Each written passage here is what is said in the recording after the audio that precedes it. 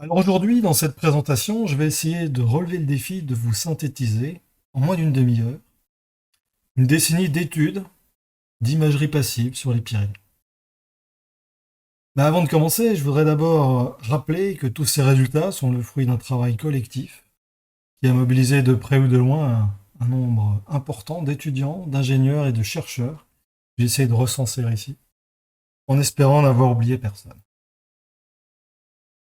Après avoir décrit l'état de nos connaissances au début des années 2000, je vous présenterai les principaux résultats obtenus concernant l'architecture profonde des Pyrénées, grâce tout d'abord au projet PIROP, et ensuite au projet Eurogène, et je terminerai en donnant quelques perspectives sur l'imagerie passive des chaînes de montagnes.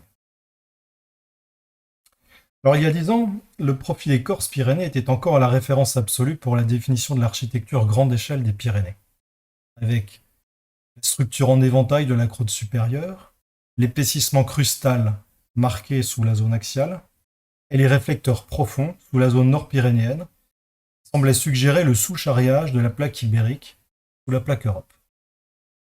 Cependant, l'extension en profondeur du matériel charrié restait encore une question ouverte. Cette indétermination laissait le champ libre à plusieurs interprétations possibles. Muñoz, par exemple, proposait une subduction continentale impliquant la croûte inférieure ibérique, alors que pour Roure et Matauer, cette croûte inférieure était fragmentée et empilée pour former une épaisse racine crustale sous la zone axiale. Pour ces deux auteurs, les Pyrénées résultaient d'une convergence relativement modérée. Alors même si ces différents modèles prédisaient des taux de raccourcissement très différents, les incertitudes sur la cinématique de la plaque ibérique ne permettaient pas de les discriminer. Le profil écorce-Arzac a été réalisé quelques années plus tard dans les Pyrénées occidentales, mais contrairement au profil écorce-Pyrénées, il n'a pas vraiment apporté de contraintes sur la structure profonde dans cette partie de la chaîne, du fait de l'absence de détection de réflecteurs profonds. Une autre question largement débattue à cette époque concernait la nature et l'origine des anomalies gravimétriques positives localisées sous la zone nord-pyrénéenne, qui sont particulièrement marquées dans la région de Saint-Gaudens et dans le bassin de Mollet. Une autre interrogation venait de l'absence de ces anomalies à l'est des Pyrénées, ainsi que sur le versant sud.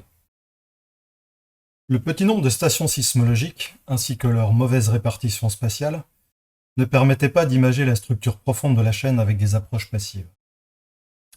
La motivation principale du projet PIROP était ainsi d'acquérir des données large bande de qualité en déployant un réseau couvrant le sud-ouest de la France de façon homogène, avec un maillage de l'ordre de 60 km, pour pouvoir imager les structures lithosphériques sous les Pyrénées et sous le golfe de Gascogne. Le déploiement était synchronisé avec Libéreraie, une expérience similaire déployée de l'autre côté de la frontière par nos collègues espagnols. Nous avions également décidé de compléter ce dispositif par deux transects qui traversaient les Pyrénées, en suivant approximativement le tracé des profils écorce-Pyrénées et écorce-Arzac. Alors je vais maintenant résumer rapidement les principaux résultats des premières exploitations des données récoltées au cours du projet PIROP. Alors je commence avec les résultats de la tomographie régionale, qui repose sur l'exploitation des temps d'arrivée des ondes P télésismiques. Dans cette étude, nous avons inversé plus de 34 000 temps d'arrivée d'ondes P pour obtenir un modèle de vitesse qui descend jusqu'à 600 km de profondeur. Le principal résultat de cette étude est l'absence d'anomalies rapides cohérentes et continues à l'échelle de la chaîne, ce qui semble exclure la subduction d'un domaine océanique sous les Pyrénées. Si on regarde maintenant les deux coupes nord-sud traversant les anomalies de Mauléon et Saint-Gaudens, on observe des anomalies de vitesse rapide bien marquées, proches de la surface, mais qui semblent étalées vers le bas, autrement dit, le long des raies, ce qui est le défaut principal de cette approche qui souffre d'une résolution verticale relativement limitée. La tomographie par corrélation de bruit de Marie Mackay avait apporté des contraintes sur les structures crustales.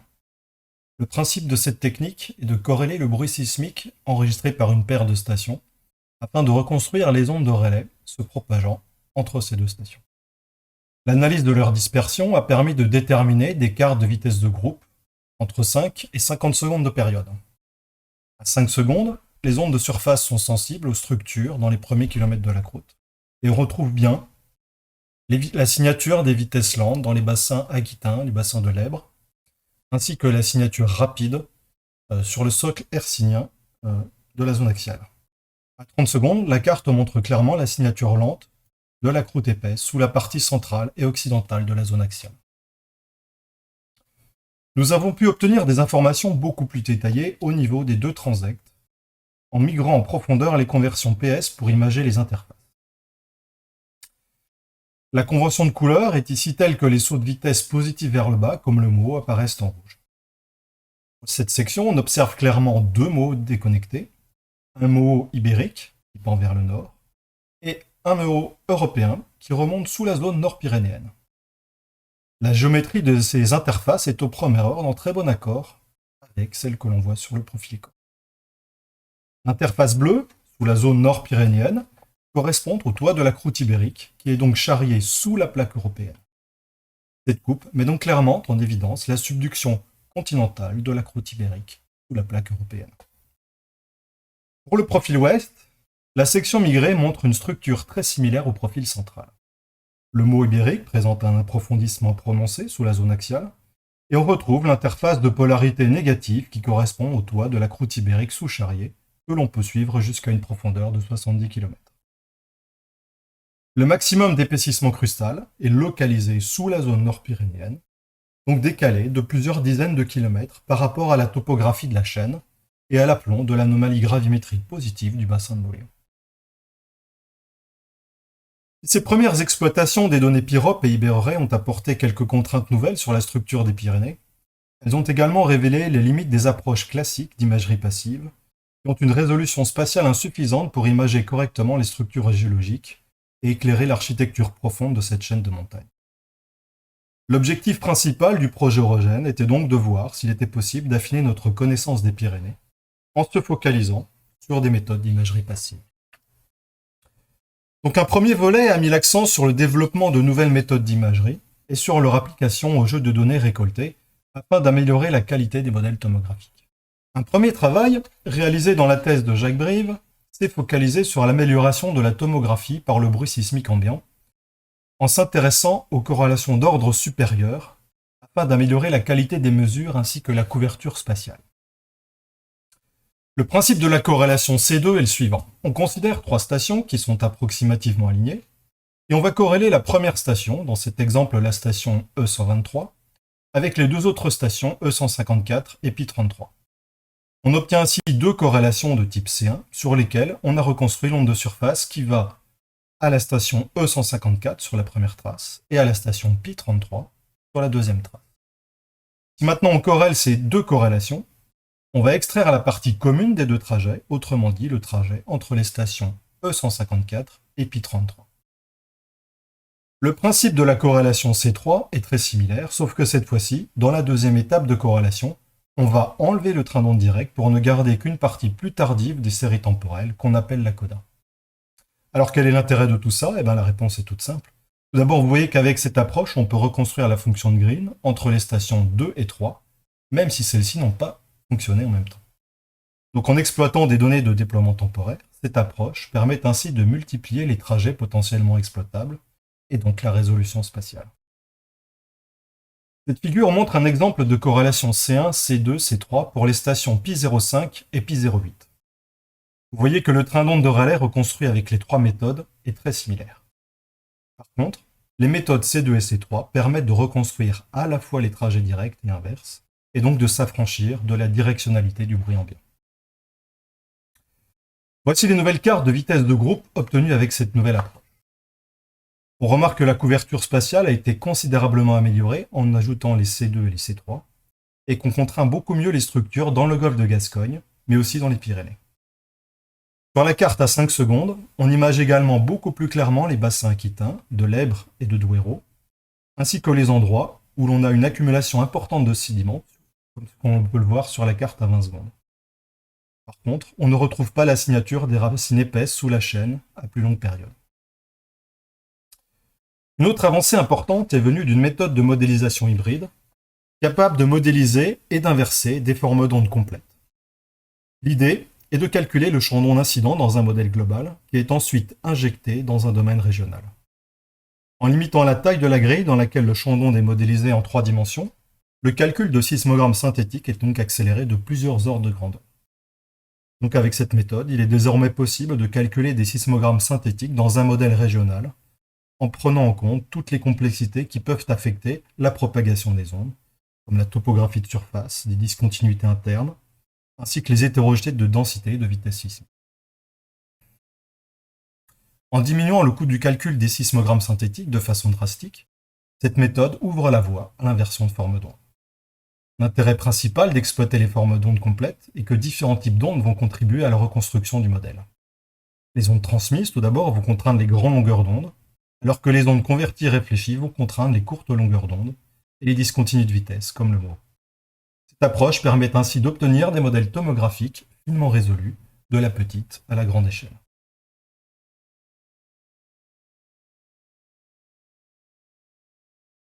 La méthode d'inversion de forme d'onde a été appliquée pour la toute première fois sur les données du profil ouest. Pour obtenir cette image, nous avons inversé les composantes radiales et verticales des ondes P émises par 5 sources télésismiques. Ces coupes montrent les modèles VP et VS obtenus par inversion de forme d'onde, ainsi que la section migrée des fonctions récepteurs que j'ai montré précédemment. Vous voyez tout d'abord qu'avec cette méthode, nous sommes capables d'imager à la fois les vitesses PS, mais aussi la densité, qui n'est pas représentée ici, alors qu'on inverse uniquement des formes d'onde P. La sensibilité aux vitesses d'onde S vient des conversions PS sur les discontinuités de vitesse internes et sur la surface. On remarque que le modèle VS semble mieux résolu, ce qui s'explique simplement par la longueur d'onde des ondes S qui est environ 2 fois plus courte que celle des ondes P pour un contenu fréquentiel donné. De façon générale, on observe un excellent accord entre le modèle VS et les fonctions récepteurs, avec en particulier une géométrie des mots ibériques et européens qui est très proche. L'anomalie de vitesse lente de pendage nord vient confirmer la subduction continentale de la croûte ibérique, la plaque Europe.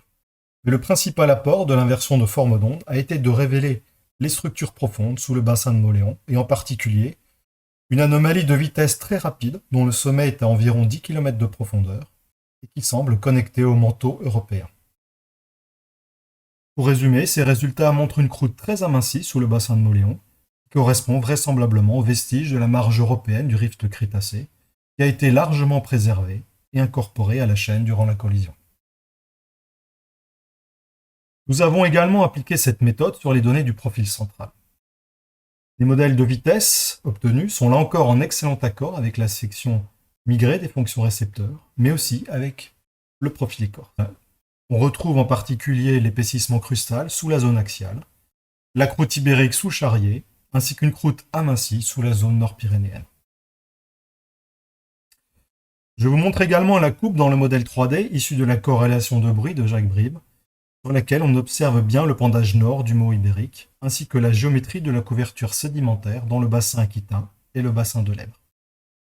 Mais la partie profonde de la coupe semble bien moins contrainte. L'exploitation des données PIROP a également permis de densifier considérablement les cartes de biréfringence des ondes SKS dans le domaine pyrénéen. Au premier ordre, on retrouve une orientation prédominante est-ouest, compatible à la fois avec un flux mantélique lié au retrait du slab pyrénéen, mais aussi avec la convergence pyrénéenne. Donc pour pouvoir enfin interpréter de façon non équivoque cette anisotropie sismique en termes de processus orogénique ou géodynamique, on voit qu'on a besoin maintenant de méthodes d'imagerie capables de résoudre la distribution 3D de l'anisotropie sismique, avec en particulier une bonne résolution verticale. Alors l'imagerie de l'anisotropie sismique est un problème très complexe, faisant intervenir un grand nombre de paramètres, 21 dans le cas général. Le problème peut être simplifié, mais au prix d'hypothèses très restrictives sur le type d'anisotropie, en supposant par exemple qu'elle est hexagonale, ou sur l'orientation de l'axe de symétrie, en supposant par exemple qu'il est vertical ou horizontal. Avec Stéphane Beller, nous avons étendu notre approche d'inversion de forme d'onde complète pour contraindre l'anisotropie sismique. L'originalité de l'approche est de considérer les 21 coefficients élastiques dans l'inversion, qui est loin d'être anodin, car on passe d'une paramétrisation des modèles tomographiques à 3 paramètres, densité, VP et VS, à une paramétrisation à 22 paramètres, densité et les 21 coefficients du tenseur élastique. Donc l'idée est donc d'inverser l'intégralité des coefficients élastiques, et d'analyser les tenseurs obtenus en chaque point de la maille du modèle afin de déterminer l'orientation des axes de symétrie et d'extraire la partie isotrope et hexagonale du tenseur élastique. Cette approche est complètement générale et valide quel que soit le type d'anisotropie présente dans le milieu. En inversant des formes d'ondes P, S et SKS, nous avons montré qu'il est non seulement possible de retrouver l'orientation générale de l'axe de symétrie dans un milieu hétérogène hexagonal, compris son pendage, mais également la stratification de l'anisotropie. Dans le test que je vous montre maintenant, nous considérons deux blocs lithosphériques et une asténosphère anisotrope. Ce cas test est particulièrement complexe car le splitting apparent au-dessus d'un des deux blocs est quasi nul, car les axes rapides dans la lithosphère et l'asténosphère sont perpendiculaires. Pourtant, le modèle obtenu après inversion montre que nous avons pu reconstruire précisément l'anisotropie sismique à la fois dans l'asténosphère et dans les deux blocs lithosphériques. Ces résultats ouvrent donc des perspectives majeures non seulement pour l'étude de l'anisotropie sismique, mais aussi pour la tomographie isotrope, puisqu'avec cette approche, il est désormais possible de séparer la contamination des hétérogénéités anisotropes au modèle de vitesse isotrope. Alors on a vu que les données gravimétriques apportent également des contraintes cruciales sur l'architecture des chaînes de montagne. Pour exploiter les données gravimétriques, les deux principales difficultés sont de pouvoir calculer le champ de gravité produit par un modèle de densité 3D et de pouvoir lever la non-unicité du problème inverse en les inversant conjointement avec des données sismologiques. Avec Roland Martin, nous avons ainsi développé une nouvelle méthode de calcul de champ de gravité dans un modèle 3D par une méthode d'éléments spectraux. L'intérêt de cette méthode est qu'elle est plus rapide et précise que les approches classiques. Un autre avantage est que les calculs peuvent se faire sur les mêmes grilles d'éléments spectraux que celles utilisées pour simuler la propagation des ondes, ce qui ouvre la voie à des inversions conjointes de données sismologiques et gravimétriques. Nous avons également développé un code d'inversion 3D qui nous a permis, par exemple, d'inverser le modèle de densité le long du profil ouest, en partant du modèle obtenu par inversion de forme d'onde. Cette étude a montré qu'en perturbant légèrement ce modèle, on arrivait à fitter parfaitement les anomalies de Bouguer. Et vous voyez ici différentes coupes dans le modèle de densité obtenu. Au cours de son post-doctorat, Nian Wang a commencé à exploiter les potentialités de cette nouvelle méthode d'inversion conjointe, sismogravie, sur des tests synthétiques. Les résultats de l'inversion de forme d'onde ont d'abord montré que les modèles de VP, VS et densité sont bien reconstruits, mais les anomalies de Bouguer prédites par le modèle de densité obtenu diffèrent de celles du vrai modèle, montré à gauche.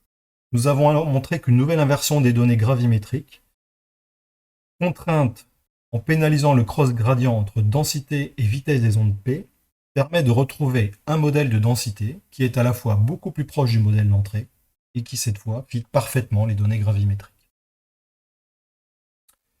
Pour aller plus loin dans notre compréhension des Pyrénées, il nous est apparu que de nouvelles acquisitions étaient nécessaires pour atteindre une résolution spatiale suffisante pour véritablement imager les structures géologiques. Tout d'abord, pour mieux appréhender la structure globale des Pyrénées, nous avons réalisé 4 nouveaux profils. Un premier profil entre les profils Écorce-Pyrénées et Écorce-Arzac, donc les deux premiers transects pyrénéens, et 3 autres à l'est des Pyrénées. Cette figure montre les sections de fonctions récepteurs migrées obtenues pour les différents transects, en allant de l'ouest vers l'est de la chaîne. En regardant ces coupes, on est immédiatement frappé par la nature fondamentalement différente de la croûte sur les deux derniers profils, c'est-à-dire ceux localisés à l'est des Pyrénées. Sur ces profils, la subduction de la plaque ibérique n'est pas observée, et la croûte semble structurée en 3 domaines distincts, qui sont délimités par des sauts de profondeur de Meaux de faible amplitude, mais clairement marqués. Enfin, le profil est-ouest, qui échantillonne la transition entre la croûte épaissie sous la chaîne et la croûte amincie sous le domaine méditerranéen, montre un amincissement progressif vers l'est. Jolivet et co-auteurs ont récemment proposé que cet amincissement pourrait avoir été engendré par le flux mantélique résultant du retrait du slab tyrrhénien qui a débuté il y a environ 35 millions d'années. L'expérience Maupassant a été un autre temps fort du projet Eurogène, qui nous a occupés pendant plusieurs années. De mars à septembre 2017, nous avons déployé un réseau de 450 capteurs dans la région de Mauléon, donc juste au-dessus de l'anomalie gravimétrique. Le réseau couvrait une zone de 30 par 50 km, avec une distance interstation comprise entre 1 km pour les géophones et 6 km pour les larges bandes. L'objectif principal de ce déploiement était de tester différentes méthodes d'imagerie passive sur un bassin d'avant-pays présentant des structures complexes où les différentes expériences de sismique active avaient donné des résultats plus que mitigés. Une particularité de cette expérience, c'est qu'elle combinait différents types de capteurs, des géophones, des courtes périodes et des larges bandes. L'expérience a mobilisé de 8 à 10 personnes sur le terrain en permanence pendant 6 mois, afin de maintenir les stations et de récupérer les données. L'expérience Mopassac reste encore, à l'heure actuelle, unique en son genre, de par le nombre de capteurs déployés et la durée de l'acquisition. Nous avons maintenant un jeu de données complètement irremplaçable pour commencer à développer et tester des méthodes d'imagerie passive à l'échelle d'un bassin. Alors je vais maintenant présenter quelques résultats obtenus à partir de l'exploitation de ces données, en commençant par la tomographie locale de temps de trajet réalisée par Antonio Villaseñor. Dans cette étude, il a sélectionné les 750 événements les mieux localisés dans le catalogue de la compagnie Seismotech, qui était notre partenaire industriel pour ce projet, ce qui représente plus de 65 000 temps de trajet P et 55 000 temps de trajet S. Vous voyez ici une coupe nord-est-sud-ouest, prise au centre du modèle de vitesse des ondes P, sur laquelle on observe très clairement une anomalie rapide sous le bassin de Mauléon, à environ 9 km de profondeur. Cette anomalie est localisée à l'aplomb de l'anomalie de Bouguer positive. Au premier ordre, ce modèle est donc en excellent accord avec les résultats de l'inversion de forme d'onde que je vous ai montré précédemment. En incluant les pointées des stations permanentes plus au sud, on peut élargir la zone d'étude pour préciser les structures plus profondes. Sur cette nouvelle image tomographique, on retrouve bien l'anomalie rapide sous le bassin de Mauléon qui s'enracine dans le manteau. On voit également que la sismicité est localisée juste au sud de cette anomalie, dans une bande étroite qui pend vers le nord et qui descend jusqu'à une profondeur d'environ 25 km. Ces résultats commencent ainsi à révéler les relations spatiales entre la localisation de la sismicité et la structure grande échelle des Pyrénées. Et nous fournirons peut-être deux nouvelles clés pour essayer de comprendre l'origine de la sismicité dans les Pyrénées, qui reste encore très énigmatique.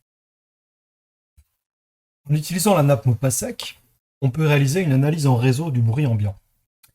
Je vous montre ici le résultat d'une telle analyse sur une fenêtre de bruit d'une heure, qui montre un faisceau cohérent qui vient de l'ouest, un azimut de 280 degrés, c'est-à-dire de l'Atlantique, et qui se propage à travers le réseau avec une vitesse d'environ 3 km par seconde.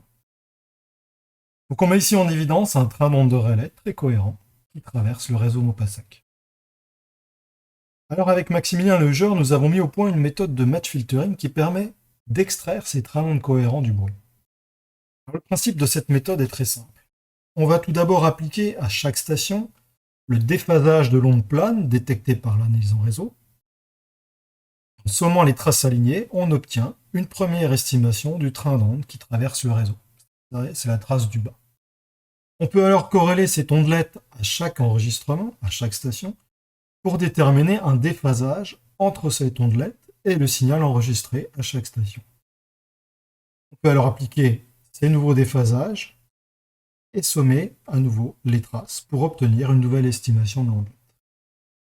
Après quelques itérations, l'algorithme converge vers une estimation stable de l'ondelette, que vous voyez sur la trace du haut.